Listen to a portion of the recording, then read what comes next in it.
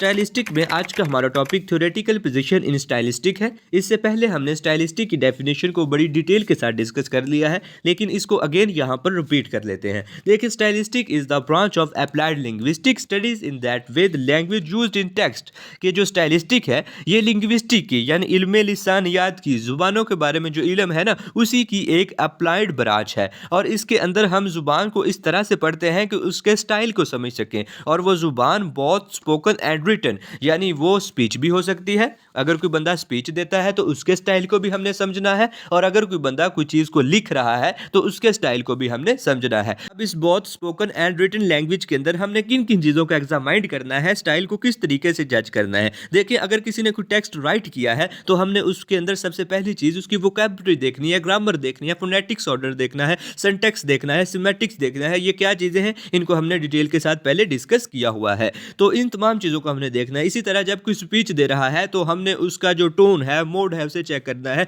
उसके जो वर्ड्स हैं उनकी भी वोकैबुलरी को देखना है, ग्रामर देखनी है, हर चीज देखनी है। तो इस तरह से जब हम स्पोकन एंड रिटन किसी भी पैसेज का, किसी भी स्पीच का स्टाइल अच्छी तरह से एनालाइज करते हैं, जज करते हैं, तो इस चीज के लिए हमें लिंग्विस्टिक की एक ब्रांच स्टाइलिस्टिक को अप्लाई करना पड़ता है। तो ये तो स्टाइलिस्टिक के बारे में थोड़ा सा ओवरव्यू था। अब अपने main topic theoretical position of stylistic की तरफ बढ़ते हैं। देखिए, जो वर्ड थ्योरेटिकल है ये कहाँ से निकला है? ये निकला है वर्ड थ्योरी से। थ्योरी का मतलब क्या होता है, समझते हैं ना, कि जो चीज़ लिखी हुई हमारे पास मौजूद होती है, हम कहते नहीं बुक के अंदर यार ये थ्योरी बस पढ़ लो, ये रीड आउट कर लो, यानी कि जो पैसेज को हम रीड आउट कर लेते हैं, जो पैसेज के अंदर लिखी हुई चीज़ हमारे पास मौजूद होती है, रिटन पीस ऑफ पेपर जो टेक्स्ट होता है उसको थ्योरी कहते हैं। अब यहाँ पे हमने थ्योरेटिकल पोजीशन ऑफ स्टाइलिस्टिक को समझना है। मीन्स ये कि स्टाइलिस्टिक के अंदर जो हमें पैसेज दिया जाएगा, जो हमें टेक्स्ट दिया जाएगा, हमने उसको एक तरतीब देनी है ना। सबसे पहले उसको जज करने से पहले हमने उसका एक मुकम्मल प्रोस्पेक्टिव वे बनाना है, हमने उसको एक फ्रेमवर्क के अंदर लेकर आना है। तो इसके लिए हमें थ्योरेटिकल पोजीशन ऑफ स्टाइलिस्टिक का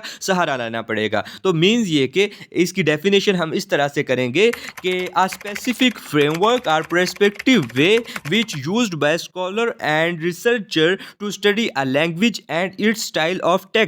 मीन्स ये कि थ्योरेटिकल पोजीशन ऑफ स्टाइलिस्टिक एक ऐसा फ्रेमवर्क है, एक ऐसा पर्सपेक्टिव वे है जो कि स्कॉलर और रिसर्चर यूज करते हैं किसी भी लैंग्वेज को पढ़ने के लिए और देन उस लैंग्वेज के स्टाइल को समझने के लिए। अब हमने पहले ही डिस्कस कर लिया है कि एक लैंग्वेज के स्टाइल के अंदर तमाम चीज़ें आ जाती हैं, वोकैबुलरी, सिंटैक्स, ये वो जितना भी उसका एनालाइज करना है, वो तमाम की तमाम चीज़ें उसके स्टाइल के अंदर हम जज करते हैं। तो जो रिसर्चर हैं, जो नई जुबान के अंदर वर्ड इंट्रोड्यूस करवाते हैं और जो जुबानों के ऊपर, लिसानियात के ऊपर, लिंग्विस्टिक के ऊपर, स्टाइलिस्टिक के ऊपर, लैंग्वेज के ऊपर वर्क करते हैं, उनको कहते हैं researchers. The study of language, scholars उनको कहते हैं ना।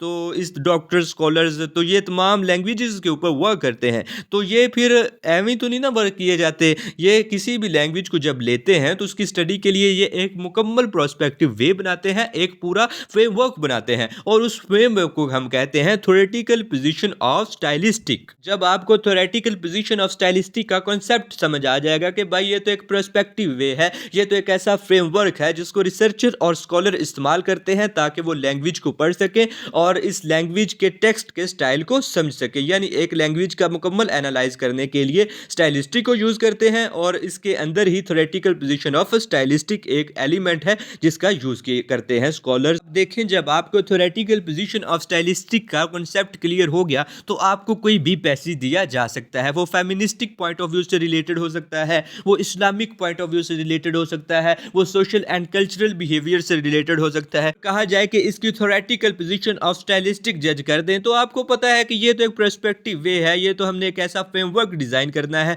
जो कि स्कॉलर्स भी बनाते हैं, जो इस जुबान के रिसर्चर हैं वो क्रिएट करते हैं ताकि जुबान को समझ सकें, जुबान को पढ़ सकें और इसके स्टाइल को भी समझ सकें। उम्मीद करते हैं कि थ्योरेटिकल पोजीशन ऑफ स्टाइलिस्टिक से रिलेटेड बहुत सारी चीजें आपको क्लियर होंगी। नेक्स्ट लेक्चर में फॉर्मल स्टाइलिस्टिक और अफेक्टिव स्टाइलिस्टिक को इंशाल्लाह डिस्कस करेंगे। तब तक के लिए इजाजत दीजिए। अल्लाह हाफिज।